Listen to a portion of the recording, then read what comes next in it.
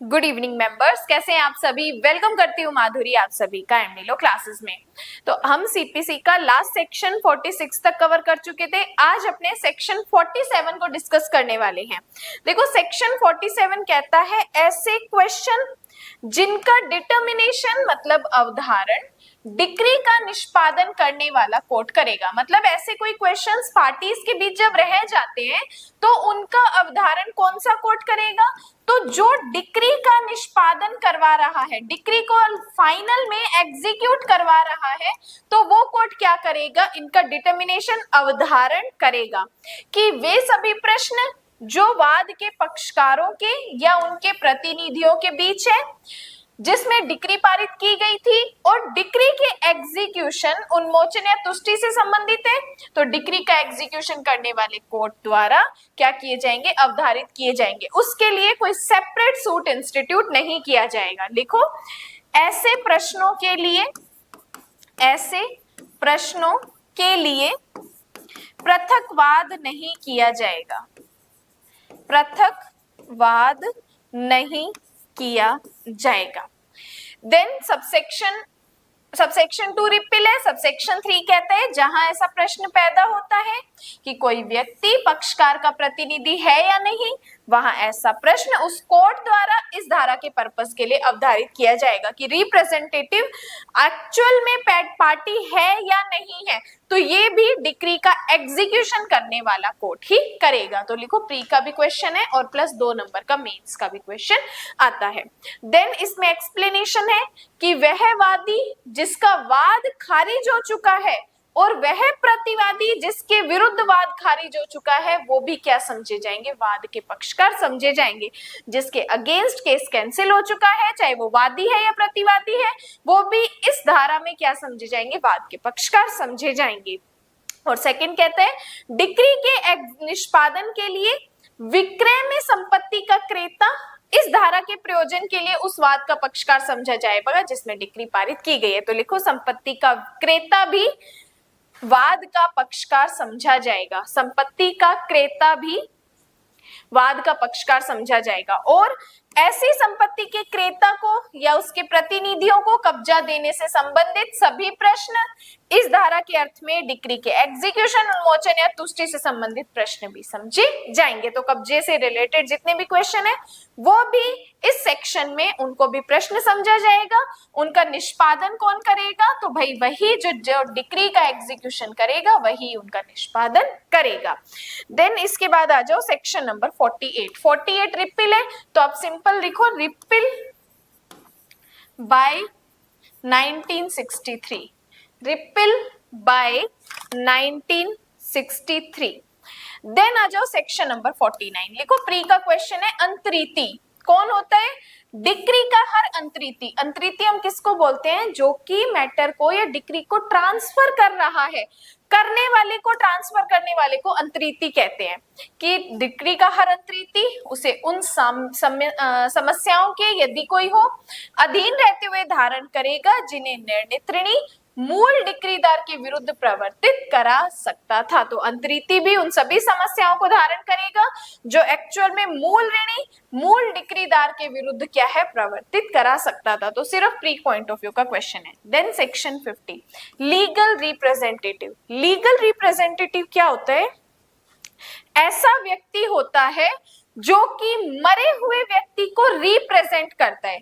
देखो, जब जिंदा व्यक्ति को कोई रिप्रेजेंट करता है तो वो होता है रिप्रेजेंटेटिव, लेकिन जब कोई मरे हुए व्यक्ति को रिप्रेजेंट करता है तो वो उसका क्या काउंट होता है, लीगल रिप्रेजेंटेटिव या विधिक प्रतिनिधि काउंट होता है। अब मरे हुए व्यक्ति की प्रॉपर्टी को अगर किसी केस में रिप्रेजेंट करना है तो अगर कोई व्यक्ति करेगा तो वो क्या माना जाएगा, उसका विधिक प्रतिनिधि माना जाएगा।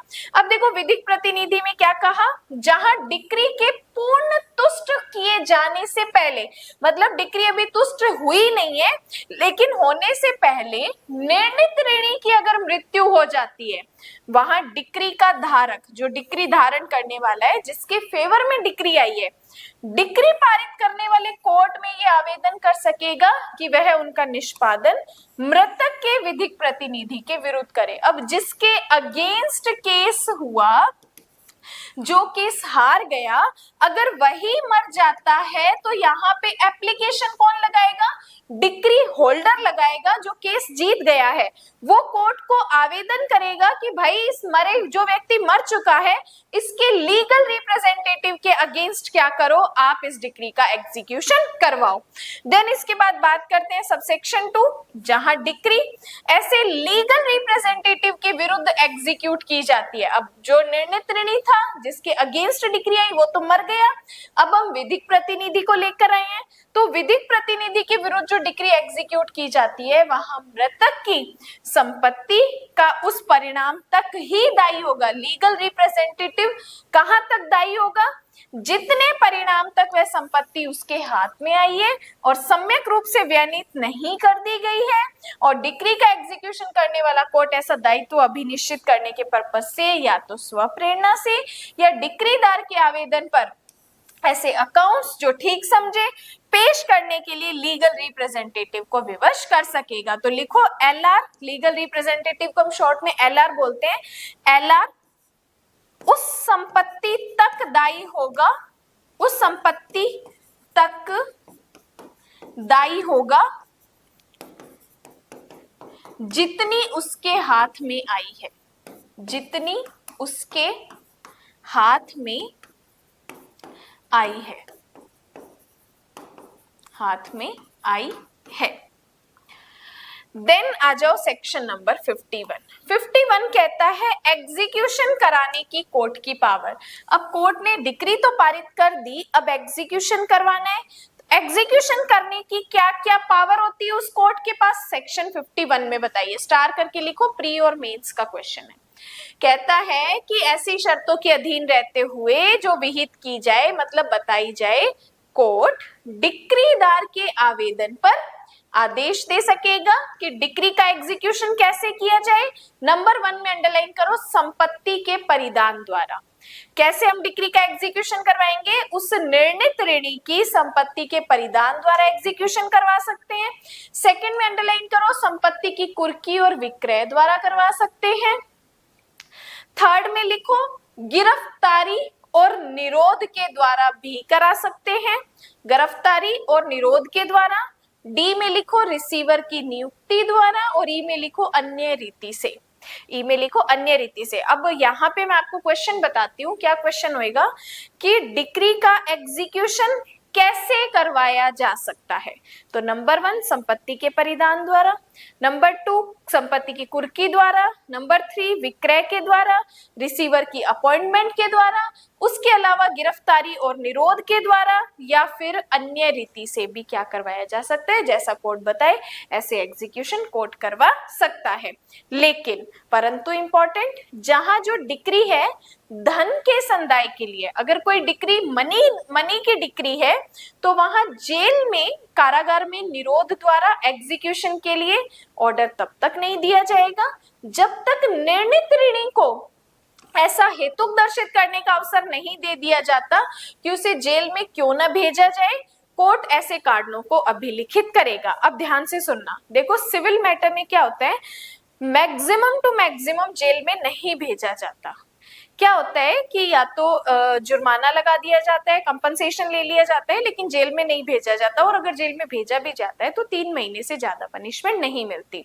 अब यहाँ पे कह रहे हैं कि जब मनी डिक्री है तो मनी डिक्री में हम तब तक उस निर्णित ऋणी को, जजमेंट डेटर को हम जेल में नहीं भेजेंगे जब तक वो हमें रीजन नहीं दे देता कि हम तुझे जेल में क्यों ना भेजें। अगर वो पैसे दे देता है तो बात ही खत्म, लेकिन अगर वो पैसे नहीं देता है तो हम उससे पूछेंगे कि बता हम तेरे को जेल में क्यों ना भेजें, क्योंकि तूने तो पैसे दिए नहीं, जो तूने डिक्री, तेरे अगेंस्ट जो डिक्री आई है तूने उसका पैसा दिया नहीं, तो अब हम तुझे जेल में भेज सकते हैं क्योंकि हमें उसका एग्जीक्यूशन करवाना है। तो एग्जीक्यूशन हम गिरफ्तारी और निरोध से भी करवा सकते हैं। तो बता कि हम तुझे जेल क्यों नहीं भेजे, उसको कारण प्रस्तुत करने के लिए हम कहेंगे। और जब कोर्ट यहाँ पे ऐसा करता है तो कोर्ट को भी रीजन बताने पड़ते हैं। कि कोर्ट यहाँ पे निम्नलिखित अभिलिखित कारणों से यह समाधान नहीं हो जाता कि निर्णीत ऋणी का उद्देश्य ऐसा है कि डिक्री के एग्जीक्यूशन में बाधा या विलंब होगा। अब कोर्ट को लग रहा है कि बता भाई, हमें तो ऐसा लग रहा है कि तू एग्जीक्यूशन करने में बाधा डाल सकता है, तो बता, कारण दे कि हम तुझे जेल में क्यों ना भेजें। सेकंड, क्या कर रहे हैं, फरार होने वाला है कि बता हम तुझे जेल में क्यों ना भेजें, हमें तो लग रहा है तू तो फरार होने वाला है, भाग जाएगा, इसलिए हम तुझे जेल में डालने वाले हैं। तू कह रहा है कि मुझे जेल में मत डालो, तो रीजन दे।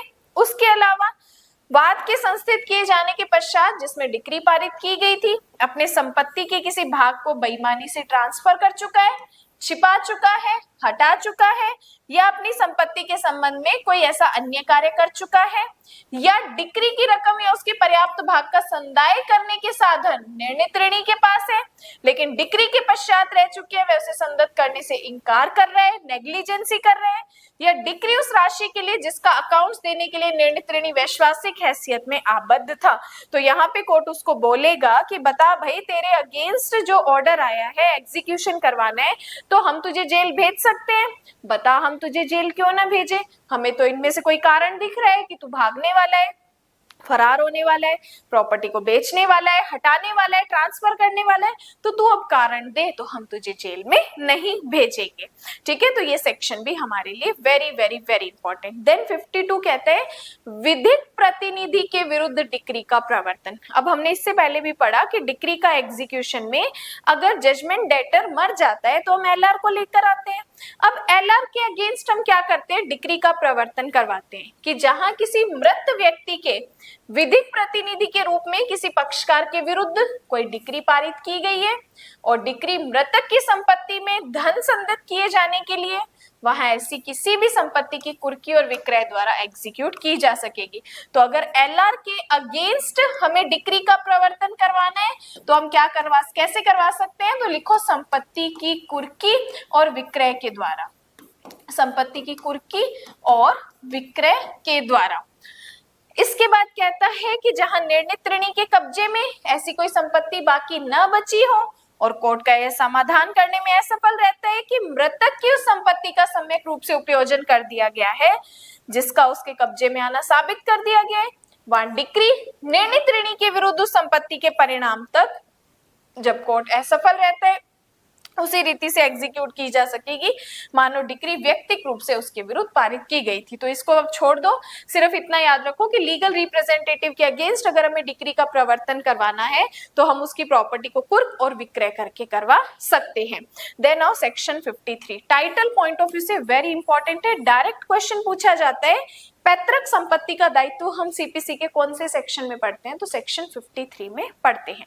देन आ जाओ 54 संपदा का विभाजन या अंश का पृथक्करण। सेक्शन 54 कहते हैं कि जहां डिक्री किसी अविभक्त संपदा के विभाजन के लिए जिस पर गवर्नमेंट को दिए जाने पर कोई रेवेन्यू है या ऐसी संपदा के अंश के पृथक कब्जे के लिए है, वहां संपदा का विभाजन या अंश का पृथक्करण कलेक्टर या कलेक्टर के राजपत्रित किसी अधीनस्थ द्वारा प्रतिनियुक्त किया जा सकेगा। तो लिखो संपदा का अंश या विभाजन या अंश का पृथक्करण लिखो कलेक्टर द्वारा किया जाएगा, कलेक्टर द्वारा किया जाएगा। मेंस का कोई क्वेश्चन नहीं है, सिर्फ प्री का क्वेश्चन है, कलेक्टर द्वारा किया जाएगा। देन अपने सीपीसी का वेरी इंपॉर्टेंट सेक्शन पढ़ेंगे गिरफ्तारी और निरोध नेक्स्ट क्लास में। यहाँ पर हमें पता चलेगा कि हम सिविल मैटर में भी क्या कर सकते हैं, गिरफ्तारी कर सकते हैं। इससे पहले भी हमने एक सेक्शन पढ़ा था जिसमें हमने कहा था कि हम सिविल मैटर में भी गिरफ्तारी का वारंट जारी कर सकते हैं। कौन से सेक्शन में पढ़ा था, फटाफट कमेंट करके बता दो। देन इस सेक्शन को अपने नेक्स्ट क्लास में डिस्कस करेंगे। आज के लिए धन्यवाद, बाकी हम करेंगे अगली क्लास में।